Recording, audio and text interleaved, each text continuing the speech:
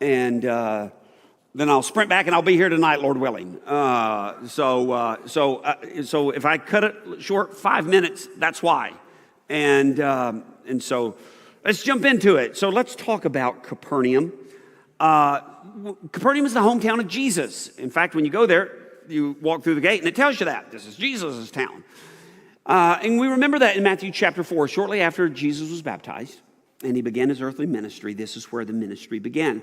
Now, when Jesus heard that John had been taken into custody, he withdrew into Galilee, and leaving Nazareth, he came and settled in Capernaum, which is by the sea in the region of Zebulun and Naphtali. This was to fulfill what was spoken through Isaiah the prophet, the land of Zebulun, the land of Naphtali, by the way of the sea, beyond the Jordan, Galilee of the Gentiles. The people who were sitting in darkness saw a great light. Those who were sitting in the land in the shadow of death, upon them a light dawned. We'll come back to that in just a minute. So let's kind of put things in perspective. So you see here where Capernaum is. It's on the northwest shore of the Sea of Galilee up there. You see where Nazareth is, about here. When we were in Nazareth, I told you it's about, 16 miles or so from Nazareth to the Sea of Galilee. A little bit further as Jesus would go and settle in the northwest part of the Sea of Galilee and continue his ministry there. Let's take a look at the area of the Sea of Galilee. This is from a place called the Cliffs of Arbel on the west side of the Sea of Galilee. And you can go up to the Cliffs of Arbel, you can stand there and you can get a beautiful, beautiful panoramic view of the Sea of Galilee. And you can really see where most of Jesus' ministry took place. Let me just kind of point out a few places here as we take a look at it. Right here, whoops, not that. Let's do this. Let's, right here, this spot right there, that is Magdala. And of course, who was from Magdala? Mary was from Magdala. Mary Magdalene. And so we'll talk about, not today, we'll look at one of the interesting finds recently from the dig there. In fact, it was very recent because there's a hotel there. We stay at that hotel. Well, my first time staying was the last time, and we're going to also be staying at it in April. But anytime you're going to build something in Israel, you have to, the antiquities authorities have to dig first because you never know what you're digging in. And so they started to dig, and boom, they hit something. And what they hit was the first century remains of Magdala. And so the building of that hotel, it's a Catholic hotel, the building of that hotel went on pause for a while they excavated there at Magdala. But that's Magdala. If you look up here, right here in the northwest corner, right there, that's Capernaum. That's where we're going to. Just a little bit east and north is, right about there, is Bethsaida.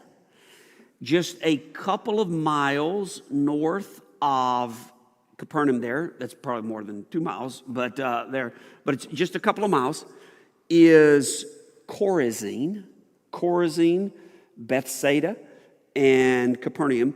That's often called the evangelical triangle. And the reason people call it the evangelical triangle is it is within that little tiny triangle there that most of Jesus' miracles were performed. And so when we think about the ministry of Christ, up there on the northwest corner of the Sea of Galilee, about 70% of miracles and ministry in the life of Christ that's recorded took place in that very, very small space. Like I said, Chorazin's about 2.5 miles. There's a new thing that I'm going to try. Hopefully, I'm going to try to do this April with a group who can do it. Not everybody will be able to do this, and that's okay.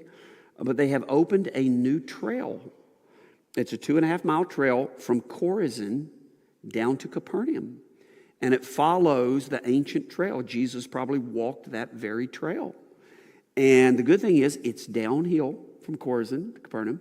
Those who might not be able to, the bus will take them and they'll meet us down at Capernaum. But I'm hoping the Israelis have really improved it in the last couple of years. And apparently there are benches now and some water stops along the way. And so you can walk the trail. And when you think about that, like 2.5 miles, when you read about the ministry of Christ, and it seems so vast and wide-ranging, but it's not wide-ranging at all.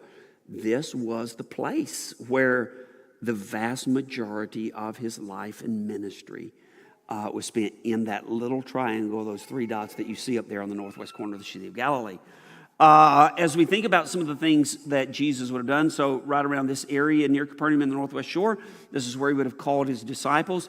Just a little bit east of Bethsaida, on the plain of Bethsaida, was where the feeding of the 5,000 took place. As you move down the eastern side of the Sea of Galilee, right over here, about that spot there, that's the miracle, where the swine miracle took place. And it is a spot that most people, very few go to that, but I think it's one of the great spots to go to. I never miss that. And so as you stand up here on the cliffs of Arbel, you are looking at literally the stage. You are looking at the stage where Christ came and demonstrated that he is who he claimed to be, and that is the Son of God. This is where that happened. Well, okay, so as we move on, I want to go back to that text where we read about Jesus settling here. And one of the things that I always love to do when I'm there, and that I encourage our folks to do, is go out at sunrise. You can see the sun peeking over the horizon there. This is our group from 23. I don't really know who Amy is hugging there. Amy, I don't know if you're in here, Amy. Are you in here? Was that some guy from a different group? Okay, I thought so. I didn't recognize him. I noticed you were looking really cozy with him, though, so it kind of threw me there. And Sean's like 3 people down from him. But that's a few in the group would get up. I see Bill and there, and I see Rick. There's Hugh is there, and I see Paul, and of course Rachel and Jason and Brian and Jenny and Sean and Amy there, Leola there. I mean, so a few of us, I really encourage people to do this, to look at the sunrise over the Sea of Galilee while we're there, because we're usually there 3 or 4 days, and it's one of the great treats, I think. First of all, it's beautiful, but second of all, it reminds us of what we just read. When Jesus withdrew, when Jesus had heard that John had been taken, he withdrew into the Galilee, leaving Nazareth, came and settled in Capernaum, which is by the sea. It's in this region. And then the text goes on to say this was to fulfill what was spoken through Isaiah the prophet. The land of Zebulun and the land of Naphtali, by the way of the sea, beyond the Jordan, Galilee of the Gentiles, the people who were sitting in darkness saw a great light. And those who were sitting in the land in the shadow of death, upon them a light dawned. The reason this is such a special thing to me to do every time that I'm up there, and I never miss a sunrise, is because of this text. It is a reminder that this is the spot where the light of the world showed himself, first made himself known. This is where the light dawned. And the people who were sitting in the land of the shadow of death, upon them a light dawned. And I'm just reminded of the fact that I was sitting in the land of the shadow of death. Me. And it was here that the light of the world dawned. And so I can't help, every time I go there, to this prophecy always comes rushing to mind every single morning. And I go out there every single morning, and as that sun rises, I think about how I was sitting in the land of shadows and death, and the one who dawned there came for me. And so I think it's one of the great places to go. By the way, I thought this was just a neat picture here. Behind us, I said this is our hotel that we stayed in last time, and we will be staying in, because it had only been built like in 21. It opened during COVID. But it's a Catholic hotel. It's a Catholic guest house. And this is this is a chapel on the grounds of the hotel. And so as I turned around to walk back for breakfast, the windows are there, when you're looking from the outside, are mirrored. From the inside, you can see the Sea of Galilee. It's beautiful. But from the outside, it's mirrored. And so you can see behind me, that's a reflection of the sun rising. And so I just thought that was such a beautiful picture of the light dawning in Galilee, captured there beautifully in that chapel there at Magdala. So this is at Magdala. Okay, well, let's go back here to the northwest shore then of the Sea of Galilee. Now, remember, here's where we are, what you just saw. The spot that you just saw is right here. That's Magdala. And where we're going to, Capernaum, is right up here. And so as we head up there, as I said, in this area, this beautiful area of Galilee, is about 70% of Jesus' miracles took place. These are the ruins of at least the portion that has been excavated of ancient Capernaum. This is Jesus' hometown.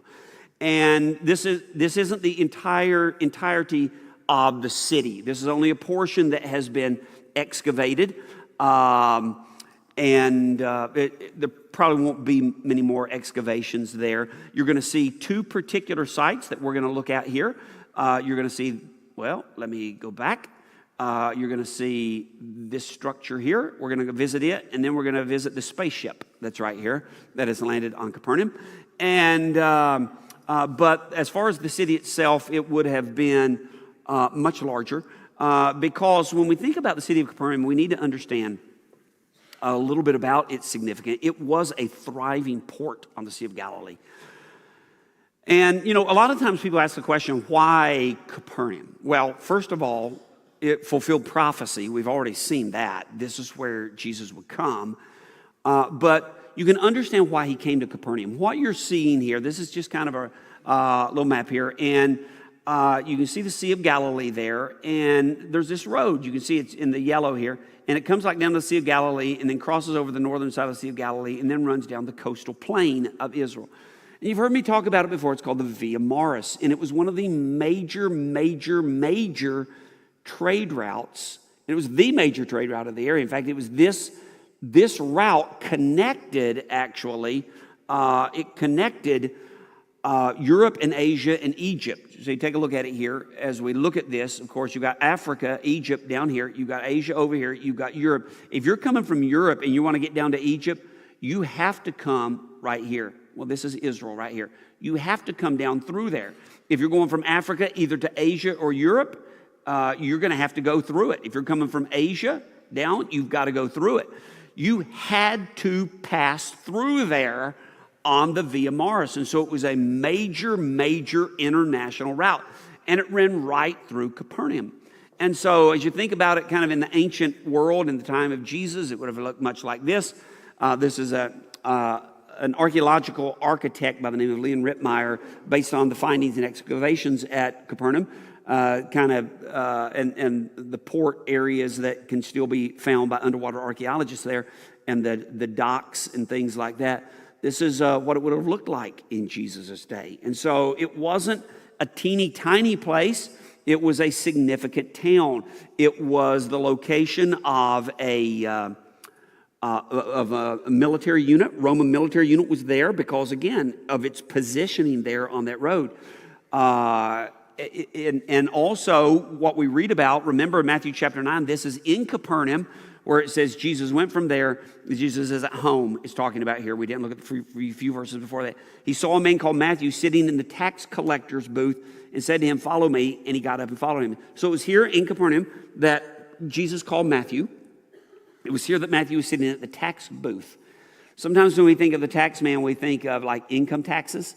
That wasn't really what Matthew was. He wasn't an income tax collector. He was probably more likely, he was at the toll booth.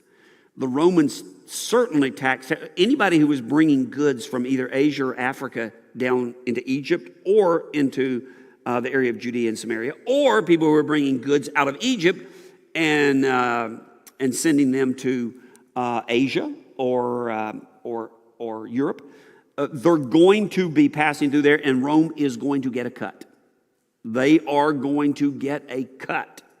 It's called tariffs, and so if it was coming into the area of Judea and Samaria, Rome's going to get their cut. And so because of that, it was a thriving port. That's what Matthew probably was. He was probably a collector of tolls from people who would travel through. And there were a lot of people traveling through. Well, when you think about Jesus settling here in Capernaum, you can understand the why. One of the reasons, a big reason would be all of the international traffic that was coming through there. And so as they're coming through there, people from Asia, people from Europe, people from Egypt and Africa, passing through there, coming into Capernaum, if that is the epicenter of the ministry and the miracles of Jesus, then they're going to hear about that. And they're going to be taking that news wherever they go. And it is going to set the stage for when the church explodes onto the scene after the death, resurrection, and ascension of Christ in Acts 2, and go into all the world. And as the word and the gospel begins to go beyond Judea and Samaria into the uttermost parts of the earth, there are going to be people in those places, Asia, Africa, Egypt, that have already heard about this miracle worker down in Judea. And so you can understand why it would have been such a significant place as far as a location that Jesus made the home base of his Galilean ministry. Okay, as I said, this is the portion that has been excavated here. Let's kind of, and as I said, we're going to be looking at these two particular spots, this spot here and this spot here, two significant places. But before we do that, let's take a look at it from this perspective. I want you to look at here two spots. You see this little wall right here. And Capernaum is really kind of divided into two sectors. You've got the east sector right here, and you've got the west sector right here. And it's this west sector that has been excavated. And this eastern sector over here has not really had much excavation and probably won't be. What's the difference between them? Well, the west sector, that's Catholic. The Franciscans that's their property. And so they're the ones that have done all this excavation. Over here, you see this little church bin right here? That's a Greek Orthodox church. And so this is Greek Orthodox land in the eastern sector. And so they haven't done a lot of excavation there, which is really not that big a deal because the main area that we want to focus on of the town in ancient times is there in the west sector. You can also see here the difference. You can see that wall here dividing the Greek Orthodox section. There's that Greek Orthodox church. And the Franciscan section, the Catholic section here, as you look here toward the east. But okay, so as we think about Capernaum, we think about all the miracles because this was the epicenter of the miracles that Jesus, where Jesus performed his miracles. And so we think about all of the miracles that we could read about in the Gospels that took place right here. And as we're looking at the water here in front of Capernaum, I'm reminded of Matthew chapter 17 when they came to Capernaum. Those who collected the 2 drachma tax came to Peter and said, "Does your teacher not pay the 2 drachma tax?" And he said, "Yes." And when he came into the house, Jesus spoke to him first saying, "What do you think, Simon? From whom do the kings of the earth collect customs or poll tax? From their sons or from strangers?" And Peter said, "From strangers."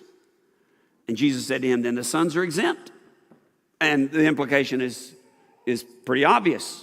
I'm the son of the one who made it all. And I'm the son of God who is housed in the temple. And so, but he goes, "However, so that we do not offend them, go to the sea."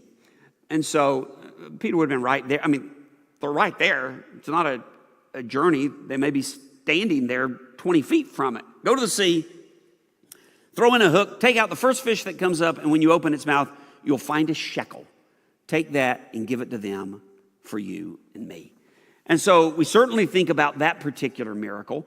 Matthew chapter 13. That day Jesus went out of the house and was sitting by the sea. So somewhere along that coastline that you're looking at, Jesus would have spent a lot of time on that coastline. And this is one of those occasions. Jesus went out of the house, was sitting by the sea. And large crowds gathered to him. And so he got into a boat, sat down, and the whole crowd was standing on the beach. And he spoke many things to them in parables, saying, "Behold, the sower went out to sow." And we know all about the parable of the sower. But he begins to teach the kingdom parables. Where did that happen? Well, it happened right here It happened right out here in this water that you're looking at. Somewhere very, very close to here was where Jesus was when he first uttered those kingdom parables. As he pushed out in a little boat, people gathered around there on the beach, and they listened to him and the parables. Well, now with that said, let's zero in on this particular building first. And that particular building, as we zoom in a little closer, it is, you can see it there. It's divided into two sections. That is a synagogue. It's one of the great places. It's one of my favorite places in all of Israel, the synagogue at Capernaum. It really stands out because here in the Galilee, the geology of the Galilee is, everything is black basalt. The rocks it's volcanic rock called basalt. And you'll really see it when we go to Chorazin on another day and take a look at that and how all the structures are in black basalt. Well, it was the same here. Everything is in black basalt except this. And you can see that this is, it stands out from the black basalt surroundings because it is white limestone. And so this is the synagogue. We know Jesus did a lot of teaching in the synagogue here at Capernaum. We know that Jesus did a lot of, performed miracles in the synagogue here at Capernaum. We'll look at a couple of those in just a minute.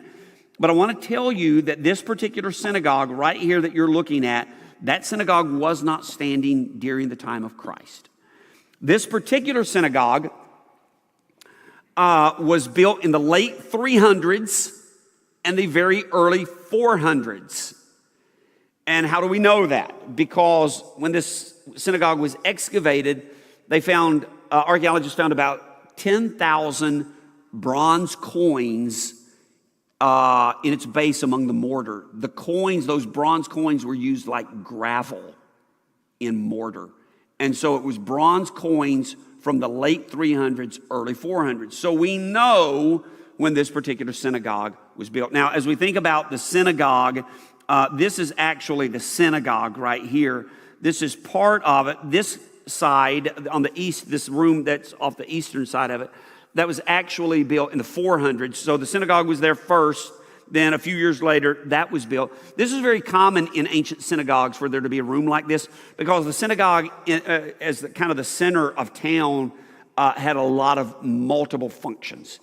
And it would serve oftentimes as a school. It would serve oftentimes as a court. When judgments needed to be made, that's where people would gather. It would serve as kind of a hostel for people who were passing through, visitors and pilgrims who were coming to the area, as a place to sleep. So a place of instruction, it kind of a community center, if you will. And so that's what that section there is all about. But it is a beautiful synagogue. But like I said, late 3rd century, early 4th century, you can see it's kind of elevated. It's built on a platform, and the purpose of that, of course, is to because it's emphasizing the significance of that place, what went on there. You know, that was the place where you came together for the study of Torah, for the study of the law, and so it was raised. And it had this kind of monumental appearance. It was on this platform, and also the gleaming white limestone in the midst of a very black basalt architecture. That's looking at the front. You can see the doors. It's facing east. South rather, because the front of the synagogues always pointed to Jerusalem. Jerusalem was due south there. Again, there you see. Now we're standing there. That you can see this fence kind of there. Standing there, that's where the spaceship kind of looking structure is, looking back, and you can see how the synagogue would have dominated. This area between where I'm standing here and the synagogue, that is a residential area, a 1st century residential area where people lived during the time. Well, like I said, it's a great place. It's one of my favorite places because Jesus, this is one of those spots where you go, Jesus taught here. Jesus performed miracles here. But I know what you're thinking. You're thinking, well, wait a minute, I thought you said that it was late 300s, early 400s that it was built. Well, yeah, the white synagogue, the limestone synagogue, was late 300s, early 400s. But what we know is that this synagogue was built on top of a first century synagogue, the synagogue that was there in the time of Jesus. One of the things that you can do as you come out the side, come outside the synagogue, this is on the western wall there. There's a sign there. You can see the white sign there. You can't read it, and I didn't blow it up, but it's saying that it's sitting on the foundation of the synagogue that was there during Jesus' time. You can see this is the foundation of the synagogue from Jesus' time. It's that black basalt.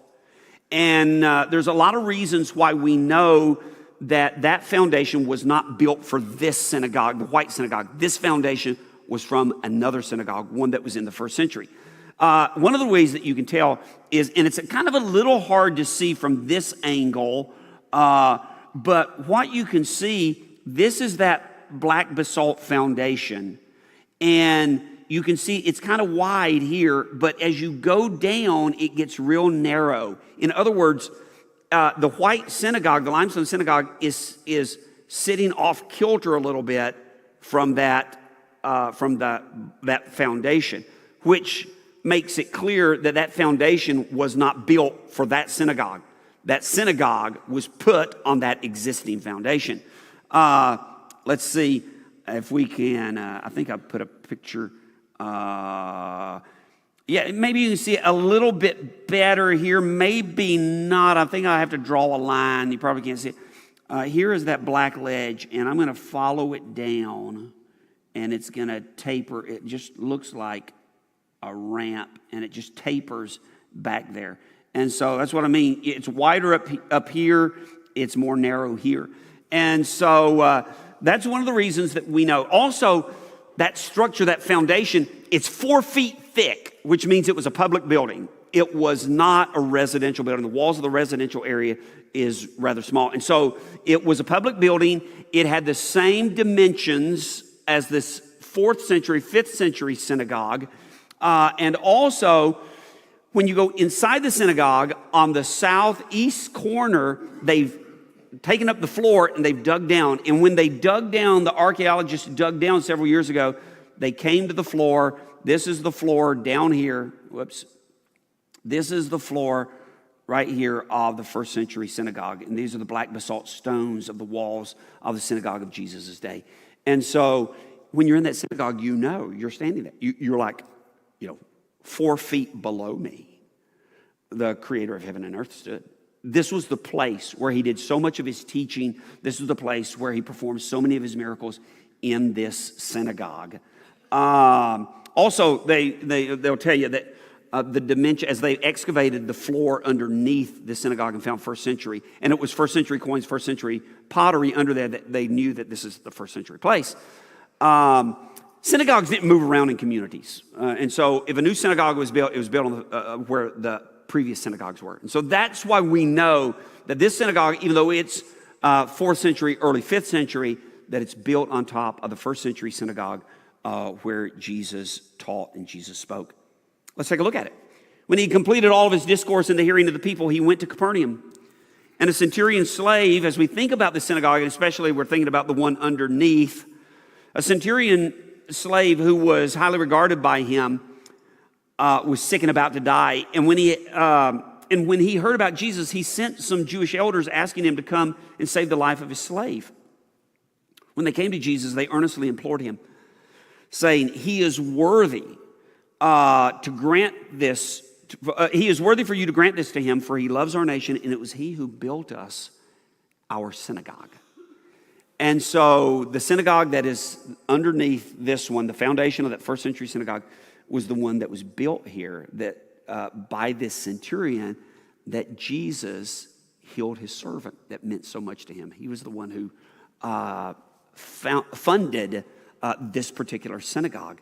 Now, Jesus started on his way with him, and when he was not far from the house, so somewhere around here, the centurion obviously lived. Jesus was going to his house to miraculously heal his servant. And when he was not far from the house, the centurion sent friends saying, Lord, do not trouble yourself, for I am worthy for you to come under my roof. I'm not worthy for you to come under my roof. For this reason, I did not even consider myself worthy to come to you. But just say the word, and my servant will be healed. For I also am a man placed under authority with soldiers under me, and I say to this one, go, and he goes, and another come, and he comes, and to my slave, do this, and he does it. And when Jesus heard this, he marveled at him. And Jesus said to the crowd that was following him, I say to you, not even in Israel have I found such great faith. When those who had been sent returned to the house, they found the slave in good health. And so somewhere here among the ruins was the house of the man who not only built the synagogue, but it was the man that Jesus commended for his great faith. And Jesus said, I haven't found this kind of faith in all of Israel. As we continue to think about Capernaum, as we think about the synagogue there, they went to Capernaum. And immediately on the Sabbath, he entered the synagogue. It's right here. Entered the synagogue and began to teach. And they were amazed at his teaching, for he's teaching them as one having authority and not as the scribes. And just then there was a man in their synagogue with an unclean spirit. And he cried out saying, what business do we have with each other, Jesus of Nazareth? Have you come to destroy us? I know who you are, the Holy One of God. And Jesus rebuked him. That happened in this place, saying, be quiet and come out of him. Throwing him into convulsions, the unclean spirit cried out with a loud voice and came out of him, and they were all amazed. And so everyone who's gathered in this synagogue at that time are all amazed, so that they debated among themselves, saying, what is this? A new teaching with authority? He commands even the unclean spirits, and they obey him. Immediately the news about him spread everywhere into the surrounding district of Galilee. And of course we think about Mark 3. He entered again in the synagogue. A man was there whose hand was withered. They were watching him. So this again is in the synagogue, to see if he would heal him on the Sabbath so that they might accuse him. And he said to the man with the withered hand, get up, come forward. And so in this synagogue, this man comes forward to Jesus. And he said to him, is it lawful to do good? Them, the crowd as they're gathered there in the synagogue watching all of this unfold. Is it lawful to do good or to do harm on the Sabbath? To save a life or kill it? And they kept silent. They didn't know what to say. Might be a trick question. After looking around at them with anger, grieved at the hardness of their heart, he said to the man, stretch out your hand. And he stretched it out, and the hand was restored. And the Pharisees went out and immediately began conspiring with the Herodians against him as to how they might destroy him. And so early here in his ministry, already the forces of Satan are trying to figure out how they can destroy the Christ. Okay, real quickly, let's focus now on that spaceship-looking structure. That is actually a church. And as you're standing at the synagogue, this is what you see. It was built in 1990. My first trip was in 1992, and so I just missed the time when this monstrosity wasn't there. It is a Catholic church. It is owned by the Franciscans, this area, and so they wanted to build a church. And you know how they build churches over significant spots. They just really addicted to that. And so they finally struck an agreement with the Israeli Antiquities Authorities and the government authorities of Israel. Listen, please, can we find a compromise? And the compromise is, okay, we will build it literally up on stilts over top of it. And so that's why it's this interesting looking church building. You can go in, there's a glass in the middle that you can look down in terms of that structure there.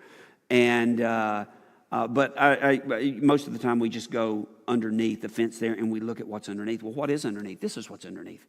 Well, that don't look like much, and it's not really that impressive, but believe me, it's impressive. That was it before. I didn't take that picture because, like I said, my first trip was in 92. That church was built in 1990, and so I missed it, but you can find pictures of this.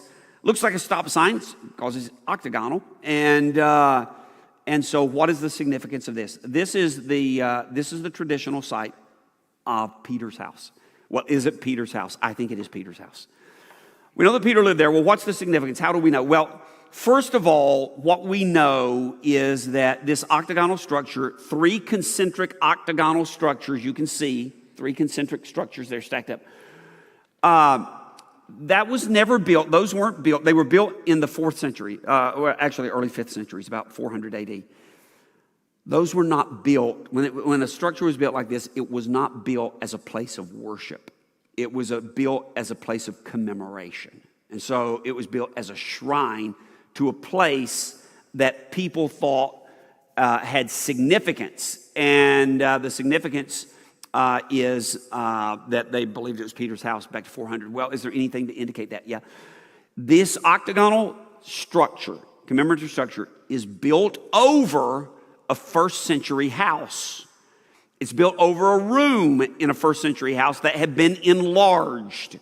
And that 1st century house had been enlarged to about 20 feet by 21 feet, which was a pretty good sized room. That wasn't typical of the sizes of room for most of the houses, but this one had been enlarged in the first century, in the middle of the first century, in the earliest days of Christianity, during the life of Peter. It had been enlarged and had been plastered over. In fact, it had been plastered over like 3 times. The floor, the sides, and the ceiling. No other residential place in Capernaum has ever been found that was plastered over. This was a unique spot that was plastered over. And all of the archaeological finds within that first century big room were vessels that were not domestic in nature. They were oil lamps and they were larger storage pots, which indicated that this room in the first century had become a room that had more of a public use. So it was being used for some reason in the first century as a public space. And then there's graffiti that has been found all over the walls. And that graffiti is in multiple languages, Aramaic, Greek, and it's graffiti on the walls that go all the way, people put their names or the names of other people, all the way back to the middle of the first century.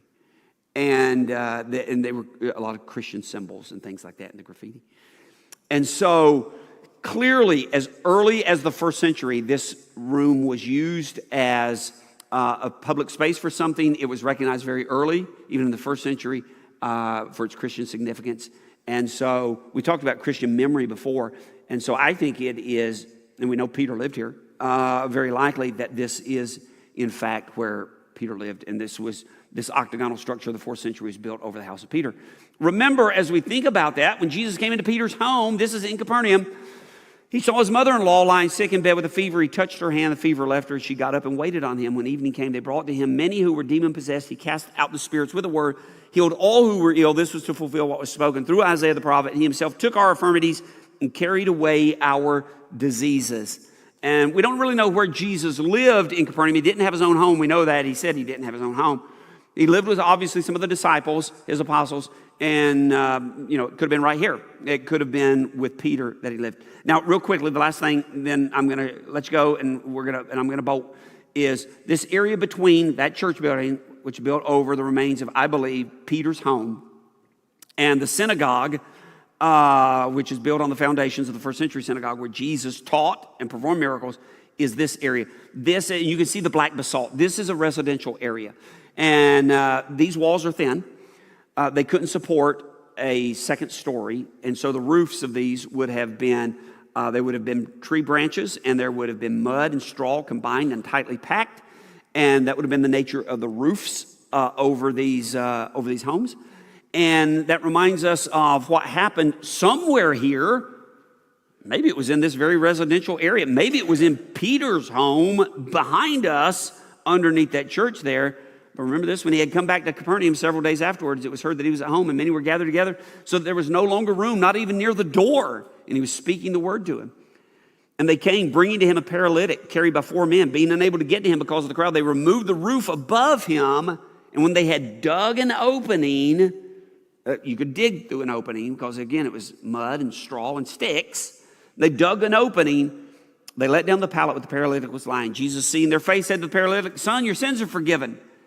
But some of the scribes were sitting there and reasoning in their hearts, "Why does this man speak this way?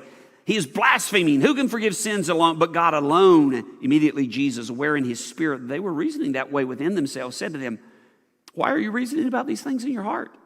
Which is easier, to say to the paralytic, 'Your sins are forgiven,' or 'Get up and pick up your pallet and walk'?" Well, they knew the answer to that. It's easier to say your sins are forgiven. Nobody can check on that. I mean, you can't see that. But everybody could see a paralyzed person getting up and walking.